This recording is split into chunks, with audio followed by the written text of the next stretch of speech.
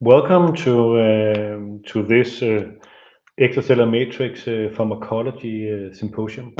I have been looking forward to this for a long time, and many people have helped me. I'm just going to let the last people find their seats, and then we will get started. So I'm going to be discussing unicorn biomarkers and uh, and what are unicorn biomarkers. I'm going to go into that, but I'm basically going to show you the highlights of the research that I've been part of over the last 25 years, and um, and I'm super proud that 14 days ago I actually passed an age index of 100 with more than 725 publications. And the main lesson, if there's one lesson that I've learned for that, is that you can't do anything without teamwork. That's also why we have the Extracellular Matrix Pharmacology Symposium, and that's also why we have the Extracellular Matrix Pharmacology Conference. So last time in Copenhagen, Denmark, last year we were 450 people, 180 abstracts, more than 80 talks, 40 different sponsors and companies demonstrating their tools and technologies. And so I'm trying to inspire cross indication for collaborations and getting together. We started the Extracellular Matrix Pharmacology Conference because I got so frustrated that whenever I was at a conference, I was standing in the corner. And of course, we think that the extracellular matrix is the most important thing. Actually, if you're going to change an organ function, you need to change the matrix. So that's important.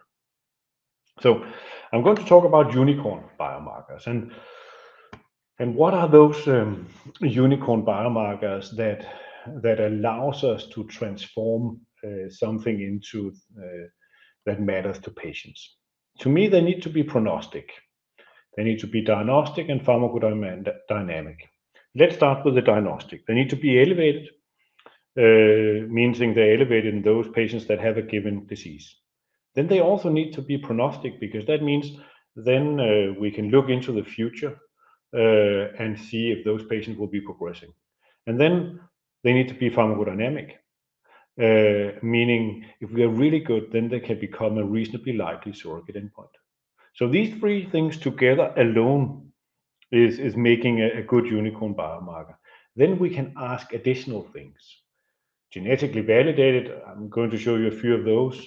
Regulatory supported or approved, at least technically validated, meaning that we measure something that we absolutely know what is and that we can do the same thing over and over again. And then scientifically understood.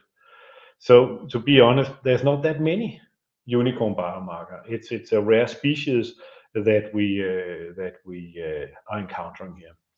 My favorite biomarker in the world, and I think the possibly the best biomarker in the world is actually HbA1c. And so interesting enough, that is a diagnostic biomarker. It is prognostic and it's pharmacodynamic. And it's even more, it's such a fine biomarker, it's actually a validated surrogate endpoint. You can have a drug approved on that biomarker.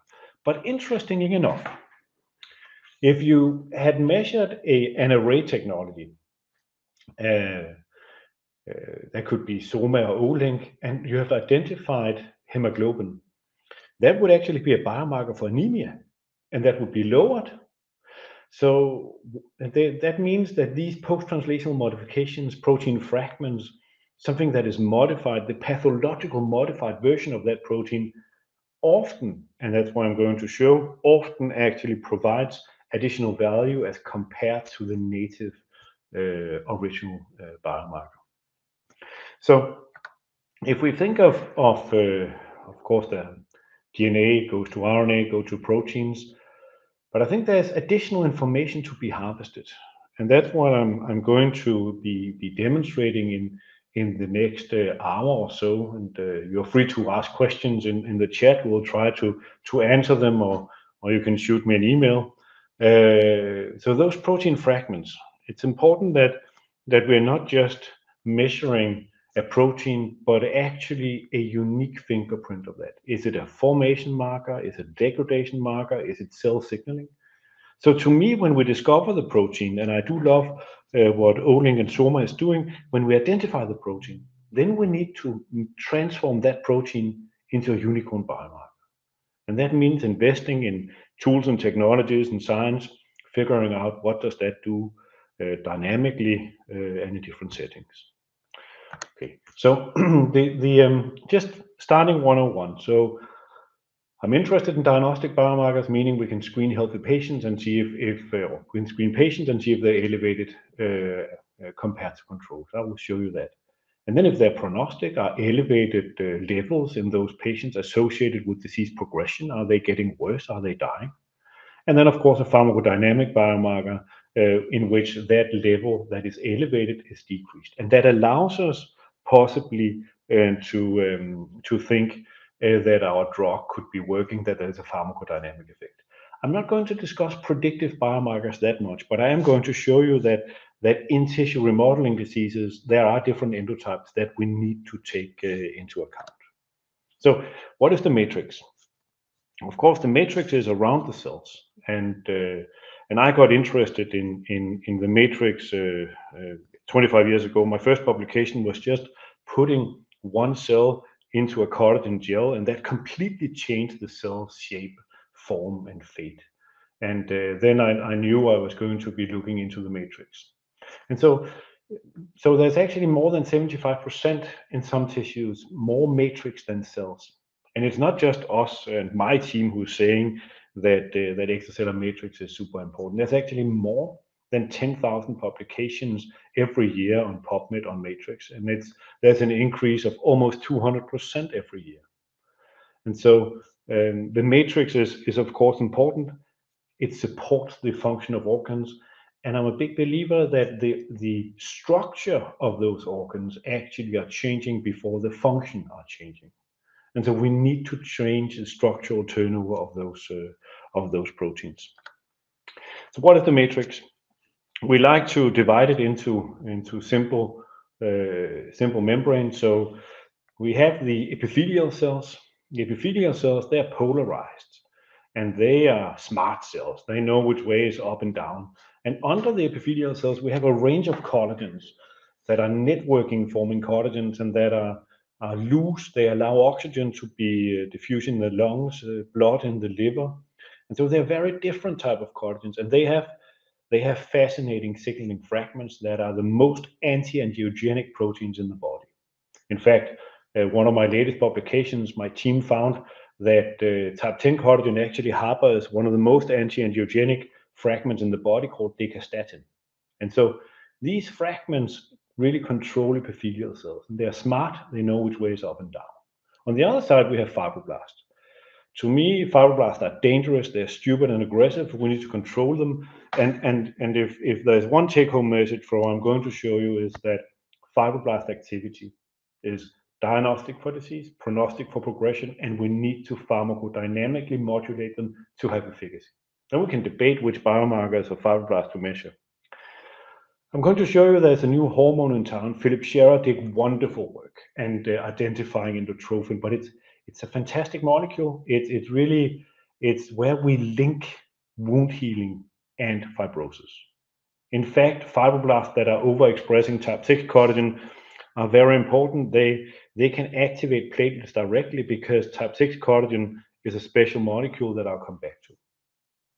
Of course, together with my team, we got together and made the third version of the collagen book, and just re-emphasizing the Extracellular Matrix Conference. And if you want to participate in the conference, you want to be part of the scientific advisory board, please shoot me an email and then let us discuss what we need to have at the conference to cater to as many as possible. So one thing that's super important, that is when there's tissue remodeling, there's both formation and degradation of tissues. And in fact, we measure the same protein in different ways, and it means very, very different things. So in terms of fibrosis, there are these formation peptide out of collagens that gets released into the circulation, and there we can measure them as surrogate measure for tissue formation. And then there's inflammation leading to autoimmunity, leading to tissue destruction, releasing other fragments. And I'm going to show you if you are in a matrix formation disorder, elevated diagnostically, prognostically, you need to have a pharmacodynamic effect, otherwise you're not working on that organ. Similar thing for tissue destruction in rheumatological disorders, in autoimmunity. If you do not affect tissue destruction, then compounds are not working. And that must tell us something about what's happening. And of course, it's important that whenever we quantify a protein, that we need to know what it is we're measuring.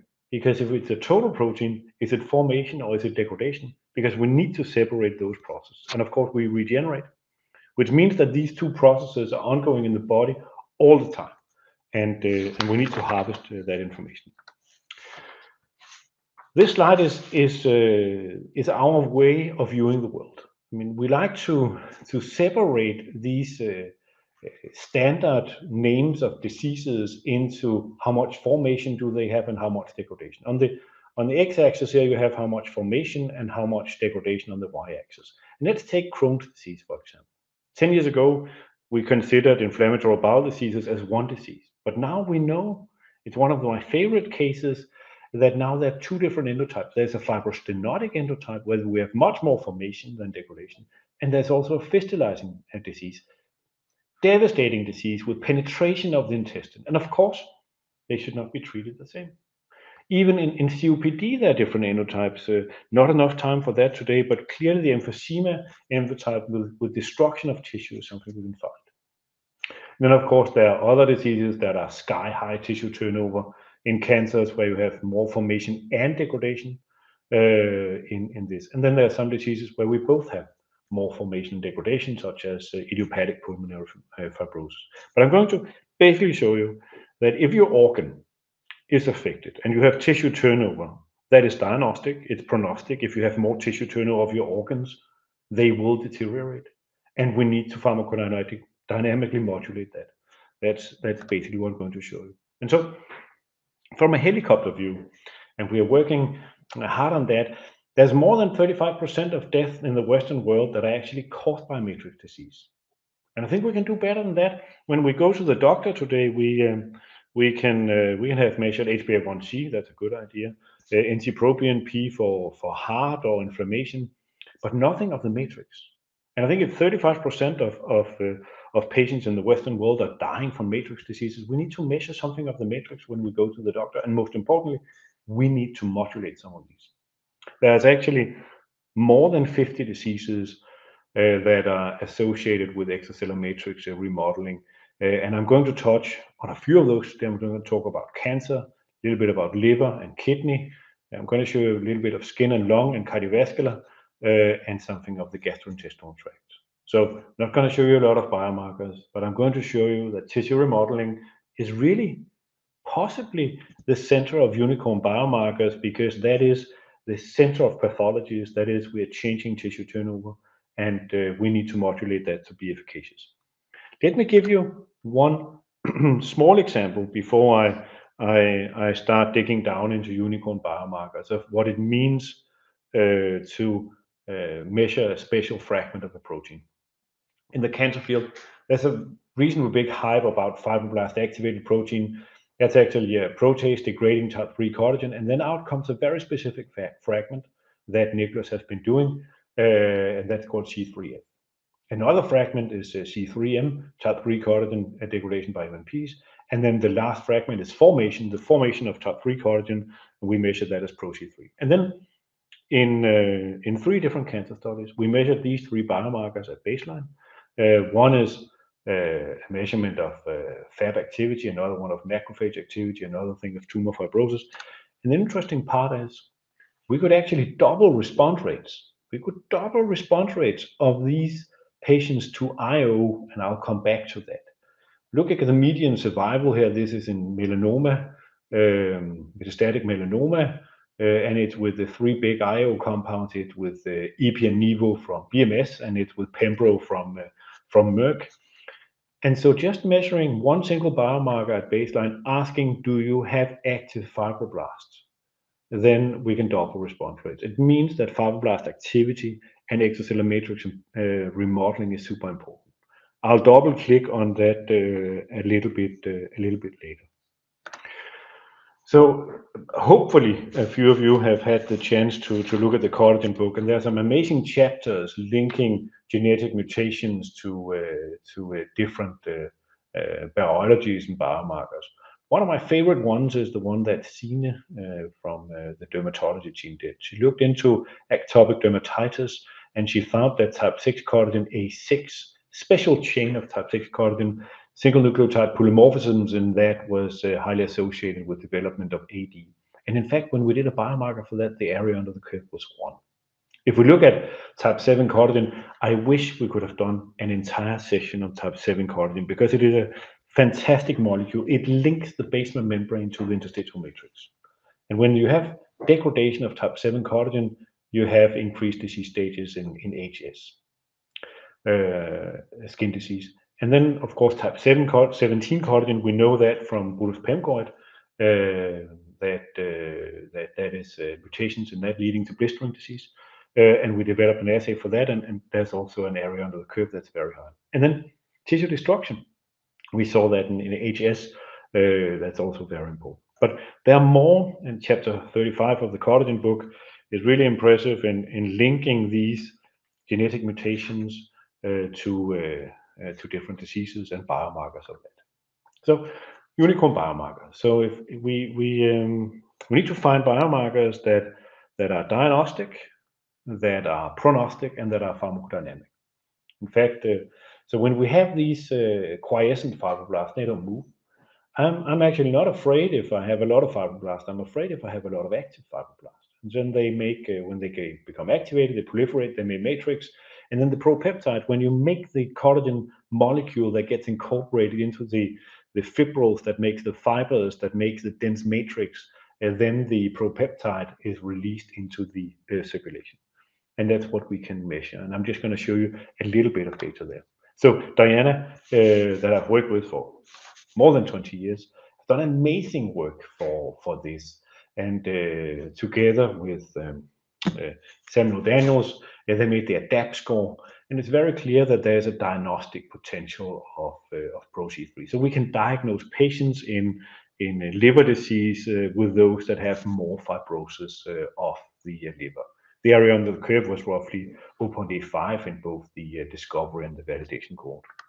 But more importantly, and this is impressive, this is collaboration done with one of my good friends, Alexander Krag, and Stine Johansen have been doing all the calculations. I mean, what is most important, the stage of disease or the activity of disease? So this is roughly 450 alcoholic liver fibrosis patients, and we measured ProC3, or let's just say fibroblast activity at baseline.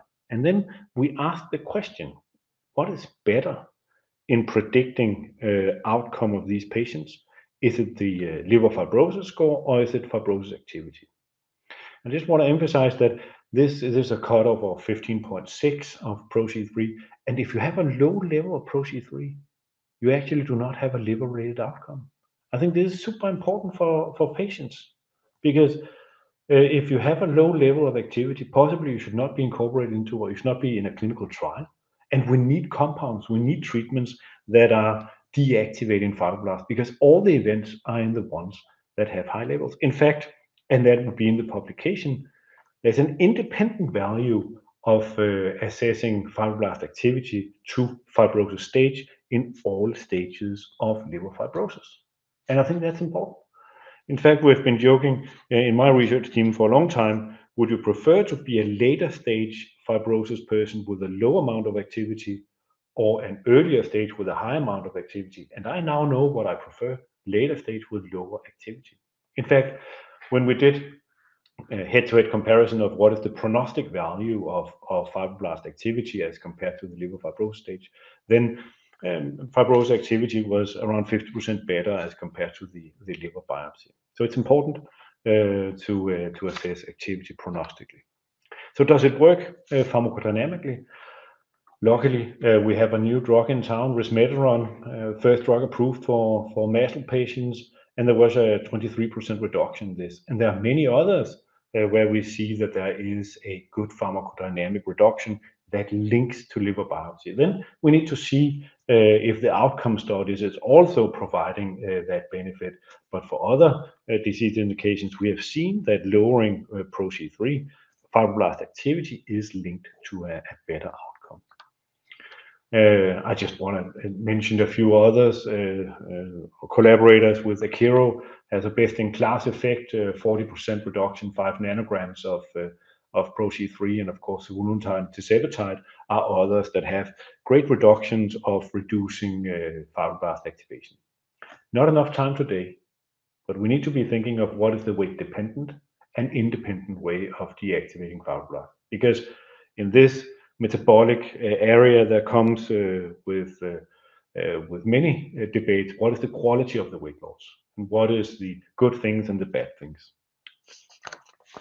So if we look at are all fibrotic patients the same, this is a fun study we did with Quentin Anstey and published the year before last year. So this is a very low calorie diet, and this is really hefty. I had more for breakfast. It's 800 calories a day. And then we measured a few biomarkers. We measured ProC3, and we can see that in the minute that you start not eating, then you actually deactivate your fibroblast. Interestingly, in the minute that you start eating, then you do not activate fibroblast again. It actually means that it takes longer time to reactivate a fibroblast than to deactivate a fibroblast. And interestingly and importantly,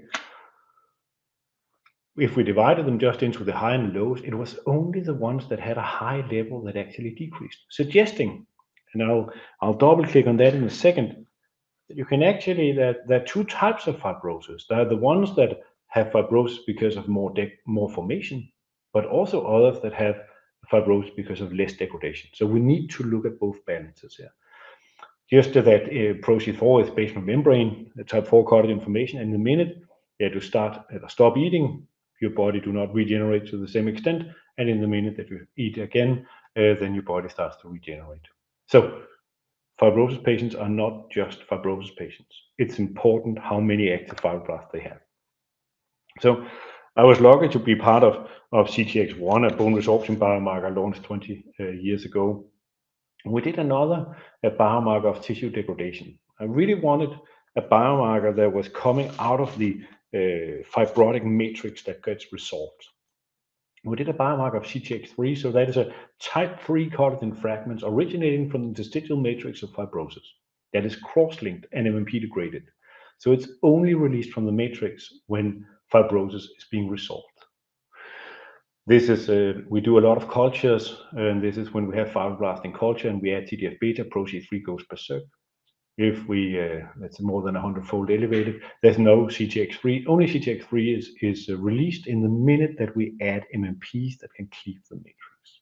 Okay, so then we did a study. It was Martin that did the study, and we looked at ProC3 initially. We've published that previously. If you have a higher level, this is 200 Hep C patients that followed for a year. If you have a high level of fibroblast activity, yes, then you progress.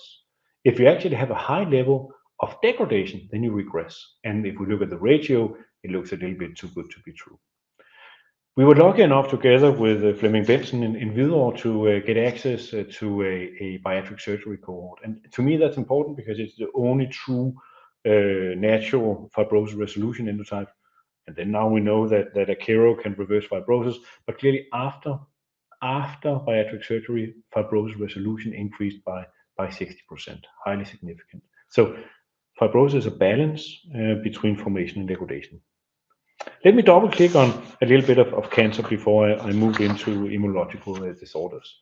And so if we looked at again and what is the fibrotic area and what is the fibrosis activity in solid tumor types. Of course, I'm just mentioning one biomarker here. It's the tip of the iceberg, type 11 collagen. There are other biomarkers that are much more prognostic, diagnostic, and response to treatment. But let's continue on type 3 collagen. So type 3 collagen, this is cultures. It's quiescent fibroblasts do not really produce type 3 collagen. If you hit them with TGF-beta, then they produce a lot.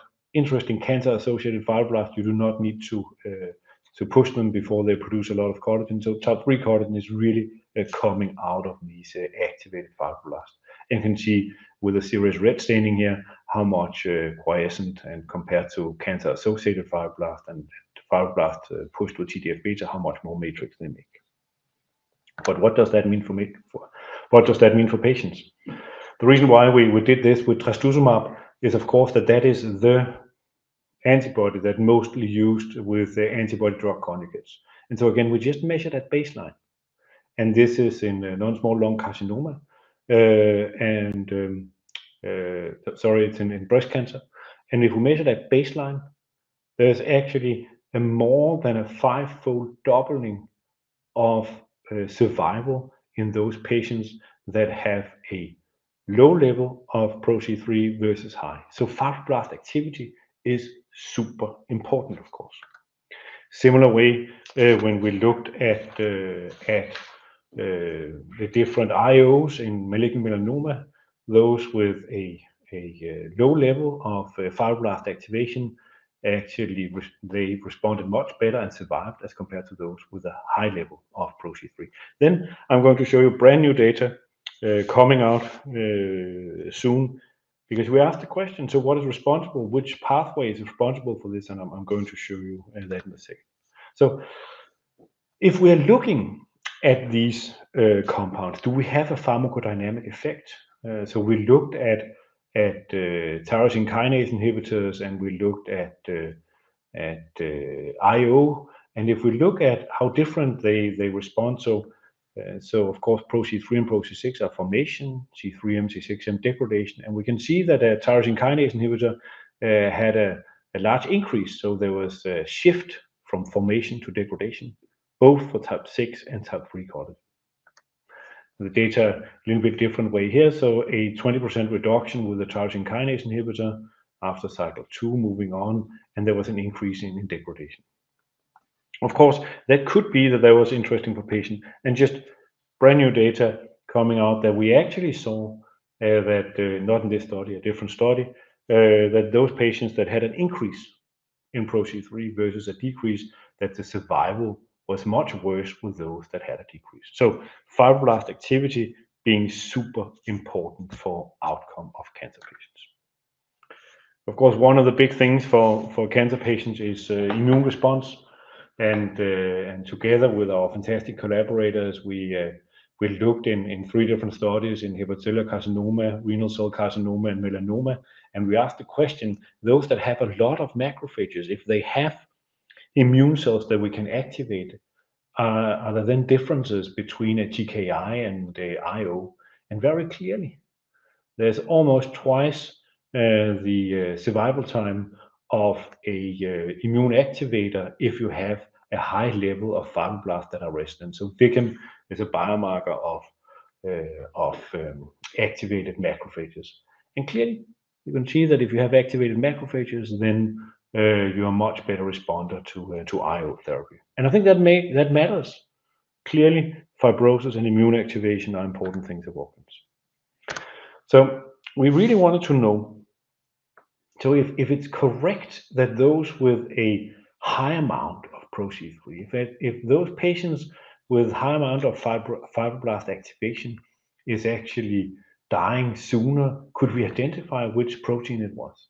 And we see across the board, both in fibrotic and in cancer types, that those patients with a high amount of fibroblast activations have worse outcomes.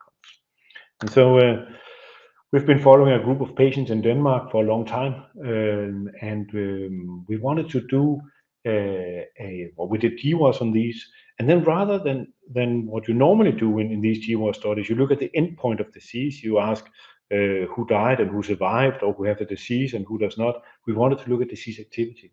So we looked at which genes and pathways were associated with high levels of ProC3. And we did this in a Danish cohort. Denmark is a wonderful place for doing these cohort studies because we have full medical history. And so there was actually only one protein. I think this is a Manhattan plot that I rarely see, that there's just one skyscraper, and that was a protein called BIGH3. And I'm just going to double click on that. And so we asked the question, is there a link between BIGH3 and these SNPs? Yes, highly significant. There's a link between the plasma levels. Are there any science out there that actually eliminating BH3 is associated with lower tumors. So this is untreated and antibody. So there are 2 studies showing that there's less fibrosis and less tumor area. And then we ask the question, so is there correlation? Is there correlation between the serum levels of BH3 and ProC3? And the correlation is highly statistical significant and very clear. And of course, if we look in PANC, then the survival rate of those with a low versus high, again, 4-fold elevated and only 3-fold with BH3. But so there's a prognostic element here. And then we did a lot of tricks. We saw that BH3 was actually, it's not really described what it does. It's called TGF-beta induced protein, and it is induced by TGF-beta. So it's really doing a lot to endothelial cells, and when we blocked it with antibodies, we could block that induction. But most importantly, when we added BH3 back to fibroblasts, then ProC3 started coming out of this. I think it's amazing, closing the loop of what's really organizing ProC3. And then when we had function blocking antibodies to this, we could see as a function of time. So this is a fibroblast in culture. We add with TGF-beta, and then we block with BH3. And so actually, BH3 could block the fibrosis induced by TGF-beta, so downstream signaling of TGF-beta, which is interesting, could be a local mediator of the TGF-beta fibrotic effects. And so, of course, we think that if we lower those ProC3 levels, if we lower those fibroblast activities, that could be one way of treating cancer patients. Let me double click on another organ. I'm going to talk about IPF a little bit before I move into heart failure and then IBD. So we have been doing an extreme amount of good IPF research with fantastic collaborators around the world, in particular Gisli Jenkins and Toby Maher, and Diana and Yanni and Philippa has really been driving this research, and I'm proud to be part of that. So if we, again, unicorn biomarkers, so are they elevated, are they diagnostic, are they prognostic, and can we use them as pharmacodynamic? And if they are regulated in a pharmacodynamic way, can we then believe that our compound is working? This was my first Lancet publication, and again, thank you, team, for allowing me to be part of that. So ProC3 this is the healthy reference range. It's elevated, it's diagnostic. The ones with the highest level, they are progressing. Same thing for type 6 collagen. Type 6 collagen degradation and type 3 collagen degradation are both elevated here, and that's so lungs are tricky. There's both more inflammation and more fibrogenesis. It's really a tricky disease. But again, these biomarkers, they are elevated, they are diagnostic, and they're prognostic. If we look a bit more into this, so we combine just 4 biomarkers, and then we ask the question, if you have one biomarker, are you going to have an outcome? Or if you have 2 or more, are you going to have an outcome? And clearly, 50% of patients are dying after 3 years if you have 2 or more biomarkers elevated. This is how important matrix is. Of course, it was also important that they were correlated to forced vital capacity and diffusion of oxygen over the membrane. Then at the ERS, year before last year, Selinger presented that if you are enrolled in a study and your level of a biomarker then goes up, that's even worse. So your chance of dying, if your level of ProC6 or C6M goes up, then you're in even worse state. So extracellular matrix remodeling, lots of unicorn biomarkers. They're diagnostic. I showed that they're prognostic, and if they are downregulated, they are associated with pharmacodynamic response. And if they go up, they're associated with worse outcome. Then we just show you the pharmacodynamic response. This is a beautiful study done by Celgene, later BMS. It's a JNK inhibitor. You can see this is a 24 study, phase 2 IPF, and there's a dose-dependent reduction in loss of forced vital capacity. And if we look at the fibroblast biomarkers, pretty good dose response pharmacodynamically. But most importantly, we asked the question, those that have a decrease in ProC3 versus increased ProC3 or just fibroblast activity, do they have a better outcome? And yes, they have a better lung function. And I think that really shows that fibroblast activities are important. Together with Frederica, we've been doing, and Frederica has been working with me for more than 10 years, and she's been doing amazing research in the cardiovascular space, and she's the mother of our ProC6 indutrophin assay. So indutrophin is really an important molecule. It's localized on the A3 chain of type 6 collagen, and the most important thing is that there's actually 10 von Willebrand A-like domains linking wound healing and fibrosis. It means that type 6 collagen can take platelets and drag them directly into the wound. That's linking wound healing and fibrosis. And of course, we think that's important because if you have both wound healing and fibrosis ongoing at the same time, you are in a bad shape. And during this process, a small molecule is being released.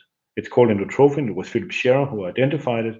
That is we see it's also doing something special to fibroblasts. Some are using it as a drug target, but right now just focus on type 6 collagen formation. So we were lucky to work together with UPenn and BMS, and we had a New England Journal of Medicine paper where we show that baseline levels of ProC6 alone actually outperformed NT-proBNP for predicting outcome of HFpEF patients. Fantastic collaboration with Lei Zhao and his team of BMS. I mean, really collaborations that really makes my day. The ones with a low level did not have an outcome. The ones that with higher levels had dose-dependent outcomes. I'm gonna double click on that a little bit differently because I think sometimes it's hard to see what is the value really in these Kaplan-Meier curves. But just linking wound healing and fibrosis is universally bad, independent of kidney cancer, diabetes, respiratory, liver, or community studies. The hazard ratio of dying if you have a level of ProC6 is 2. That means it is actually better in predicting outcome as compared to cholesterol or CRP. So wound healing and fibrosis universally bad. Diagnosis for disease, prognostic for outcome, and we absolutely need to inhibit that to benefit patients. But let me just double click on the hazard ratio for outcome. So we look further into this. Alexander Reyes looked into this, and we have measured thousands of patients with this. And we asked the question, so if you increase 1 nanogram of ProC6, then your chances of dying actually increases by 10%, and your chance of having a cardiovascular mortality increases by 12.5%. So 1 nanogram really means something. Then one of my favorite examples is when we did the New England Journal of Medicine paper, we measured ProC3 and ProC6, and we also measured the degradation fragments. So one fragment of the protein really was prognostic and was a big value, whereas the degradation fragment provided absolutely no value. And of course, that's in heart failure, but in other autoimmune disease, it's quite opposite. So really important which fragment we are measuring. So one of our favorite biomarkers these days is a wonderful biomarker that Joachim and his team is doing. It's a fragment of calprotectin that measures neutrophil activity. And I'm making a super long story very short. So when neutrophils, and I think neutrophils is a target to treat. Clearly, a pharma is running after neutrophil activity, and we need to modulate that activity.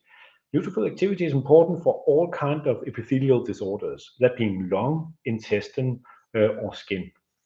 So what Joachim did was thinking smart that in the minute that neutrophils, they do netosis, they secrete calprotectin and human neutrophil elastase. And that generates a special fragment. Actually, when we look at inactive neutrophils, they do not at all produce this fragment. If you activate them with LPS or bacteria, it goes up 100-fold. We actually got a FDA letter of support for this for diagnostic enrichment and for lowering the amount of colonoscopies. And you can see here that there's a very nice association with the endoscopy score, the full Mayo score. So we can actually limit the number of endoscopy. So this is clearly diagnostic. Okay, is it a pharmacodynamic? Of course, and I need to skip a few slides, so it's of course also prognostic. But so we, together with BMS, we looked at the S1P inhibitor ozanimod, and what we saw was a very nice dose-dependent decrease in this biomarker. That clearly there is a inhibition of neutrophil activity. That's okay. I think what really made my day was seeing that that decrease in neutrophil activity was associated with patient response.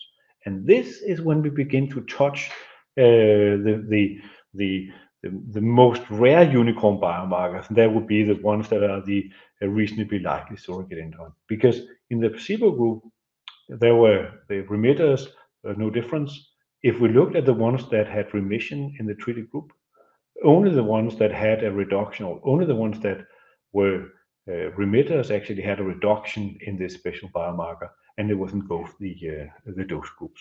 And to me, it tells us that neutrophil activity is important. If you lower neutrophil activity, it's associated with clinical response. We need to target neutrophils in many ways, and I think it could be a unicorn biomarker. It was kidney day last week, and so I just wanted to bring just a few slides on kidney here. This slide to the left is one of my favorite ones. This is CKD stages, and Frederica and her team measured PRO-C3 goes up. The higher the disease stage, the more it goes up, degradation goes down. And if we then look at outcome, then the ones with a high amount of degradation have the lowest outcome. So opposite, we need to have more degradation of matrix in the kidneys, otherwise we have interstitial fibrosis. And that's actually what we show up here, that the ones that have the lowest amount of degradation have the highest amount of tubular interstitial fibrosis. So diagnostic, is it diagnostic and prognostic.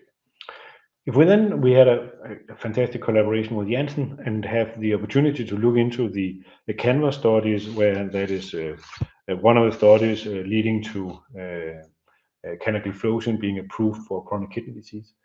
And so this is a baseline biomarker measurement of PRO-C3 and follow-up, and we can see that the higher the level, the higher the decrease, and there was a dose-dependent decrease with PRO-C3. So if you have a low level, there was no reduction. If you had a high level, there was a significant reduction. On the other hand, if you had, and there was a dose-dependent increase in tissue degradation. And in all comers, there was a reduction in inflammation, as you can see over here. But just saying that some compounds change the balance between inflammation and degradation. So PRO-C6, unicorn biomarker for kidney. Well, if we look at a non-fibrotic kidney, and a fibrotic kidney, of course, there's more collagen. We can see that in the staining. There's type 6 collagen in a normal kidney. There's more in a fibrotic kidney. But if we look at the endotrophin fragment, it's not found in a healthy kidney. It's only found in the fibrotic kidney in the fibrotic foci. It is extremely diagnostic, associated with CKD stage, and it's associated with the tubular-interstitial fibrosis, so clearly diagnostic. And then Frederica has by now measured thousands and thousands, and she just did a publication with 15,000 measurements of endotrophin or PRO-C6, and it's highly prognostic for outcome of cardiovascular and for CKD. So the problem is, if your PRO-C6 level is high, I'm not sure why you're going to die, but you are going to die. And so it's coming out of fibroblast, and I think we need to stop that fibroblast activation by some compounds. It can also be modulated. This is a study from Calliditas, where we see that this compound that actually worked for CKD, that there was an increase in degradation and there was a decrease in formation. So again, unicorn biomarkers that allows us to think that, okay, these compounds could be working, they can benefit patients, and because they change extracellular matrix turnover. So I've been talking a lot about tissue formation and then kidney in between, looking at formation and degradation at the same time, and just want to take a look at the degradation side of the coin, because that is as important. So in autoimmune diseases, we've developed a panel of biomarkers that we're measuring all the time, and it's actually very simple. if the compounds are not stopping tissue destruction, they're not efficacious. And that's of course important for patients. So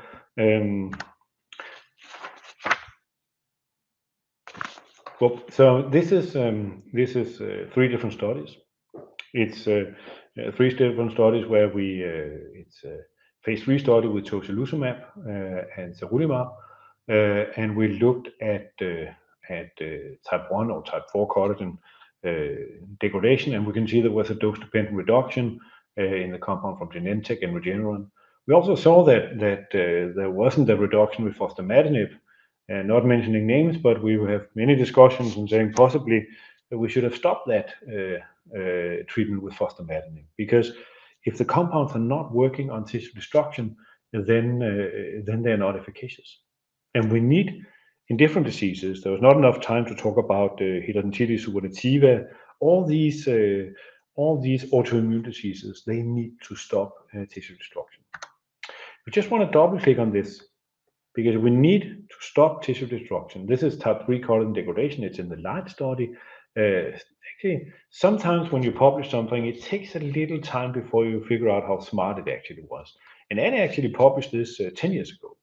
And so if we looked at the standard inflammation biomarker CRP, there's no difference in the response between non-responders and responders. However, if we look at the response on T3M, the ones that did not have a reduction, they did not have a clinical response. And in fact, there was an 8-fold difference, and it's a beautiful publication showing an 8-fold difference between those that have a change in T3M as compared to those that do not have. It can be one or more biomarkers, and if we continue along of tissue destruction, then Anne did the same trick, looking at if patients have a decrease, if they have a suppression, if that is predictive of a response. And this is a tocilizumab study, phase 3, 0 to 4 weeks. And if you have a high level of degree, then the ratio or the odds ratio for having a response is 1. And if you do not have a reduction, then you have a 3-fold higher chance of not being a responder. And I think it's one of the things, clearly, if we're going to have better treatments for these autoimmune diseases, then we need to have compounds that are increasing the ACR70 and possibly even the ACR100 response rate. So tissue destruction clearly associated with response in autoimmune diseases. Okay, last unicorn biomarker, because basement membrane is important, and I wanted to show a potential unicorn biomarker for arthritic diseases. And so again, tons of studies being done. And first of all, we looked at that C4M was correlated with disease activity, correlating with the VAS pain and DAS scores. So it's diagnostic, it's highly elevated, but most importantly, it was also prognostic for disease progression. So the patients at the highest levels had the change in joint space narrowing, erosion scoring, and delta sharp score. In fact, it's still the best biomarker for predicting joint erosion. Also, when we look at hemophilia, and we just published with von der Galski that the patients that increased their levels with joint bleeds with this biomarker, they had more joint pain. So pain, joint bleeds, and tissue destruction, of course, linked. So efficacious compounds in hemophilia should also be associated with a decrease here. And so what does that mean for drug development?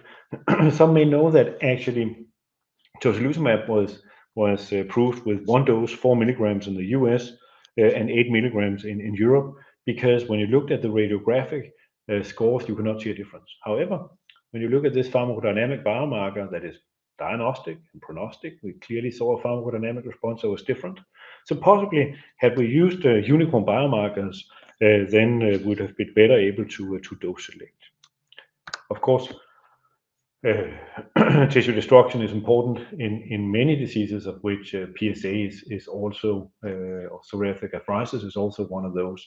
And we see a very robust decrease with the deucravacitinib in these studies. So in all these autoimmune diseases, tissue destruction is important. In fact, if you look at the other side of the coin, then the fibroid endotype is also predictive of non-response. That's a story for a different day. Anyway, it's always a team effort, and I've been super lucky working together with lots of smart people. You have seen good work done by Anna from the immunoscience, Frederica in cardiovascular renal, Yanni for lung, Sina in derm, Nicholas for cancer, Joachim IBD, Diana for lung and liver. And none of this would really have been working without the help of fantastic people in the lab, measuring samples, producing biomarkers, Kishva and Tina, and others doing pharmacology. So thank you very much for your attention. So I have received quite a few questions, and I'll try to answer a few of them until the top of the hour. Question number one. And again, thank you for spending your time on this evening or morning and listening to how important extracellular matrix is and finding those unicorn biomarkers that can help patients. Okay. For IO response markers mentioned, have you done analysis to indicate whether these are prognostic biomarkers or predictive biomarkers? That is very important. So we've actually, and I was in one of the slides where I actually showed that we can do true prediction. I consider TKIs, tyrosine kinase inhibitors, an inhibitor, and those TKIs, they inhibit some of the biomarkers pharmacodynamically, whereas IO stimulated, and it was clearly different patient populations that were working. So yes, we can actually do true predictive biomarkers when we in the same study predict the response to treatment. For kidney disease, CKD, are these biomarkers of equivalent diagnostic and prognostic strength when measured in serum, plasma, and urine? I mean, I love the kidneys, but this is a tough question. And so to answer that, Frederica actually developed exactly the same assay to measure it in serum and urine with PRO-C6. And there's actually the same prognostic value of, for example, PRO-C6 in serum and in urine. Even more, I think PRO-C6 may be the best prognostic biomarker for CKD, possibly because fibrosis and wound healing is so important for kidneys. But PRO-C6 actually outperforms GFR. And it's been, of course, a problem to find better biomarkers than GFR and predicting GFR. But in fact, the PRO-C6, much of that research is done by Daniel Gulayer together with Frederica Genovese, showing that PRO-C6 actually outperforms GFR. Is the potential delta in biomarkers between treatment groups related to the relative content of the particular collagens in organ systems and/or production rate by fibroblasts? That's a good question. So, of course, in liver fibrosis, we have shown a clear relationship to those that are responding the best on PRO-C3, also the ones with the best histological effect. We have seen the same in other organs, so yes, there is a relationship. Today I showed the relationship on tissue fibrosis in the hepatitis C study with a double biopsy, where we show both that CTX3 degradation and formation provided independent value, and then when we put them together, we got pretty good data.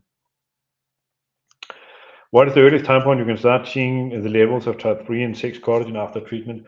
Well, that really depends on the mode of action. I mean, some of the truly harsh antifibrotic treatments, we see that after only 1 week. And you also saw that if you decide to deactivate your fibroblast by stop eating, you actually can do that in a week. However, interestingly, that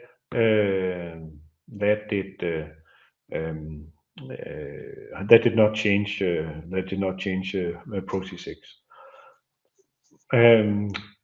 Then there was just another question: how do you deal with patients with multiple comorbidities, cardiorenal, lung, kidney? How do the biomarkers behave? So I think that is really a good question, because we need to accept that when a patient is walking into a clinical study or into your clinic, the chances of having a single organ disease is lower than having a multi-organ disease. For example, if we look at MAFO patients, the chances for a liver fibrosis patient, you actually need to have a stage 4 liver fibrosis before you have more liver-related outcome as compared to cardiovascular and kidney-related outcome.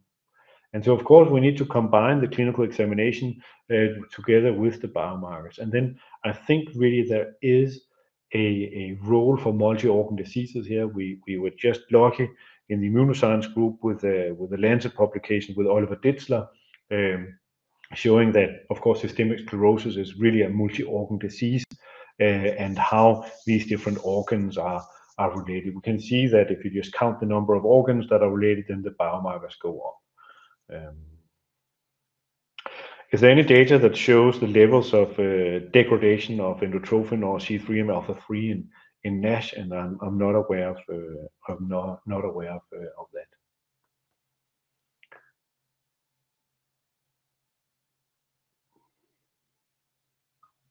Oh, that's really a tough question.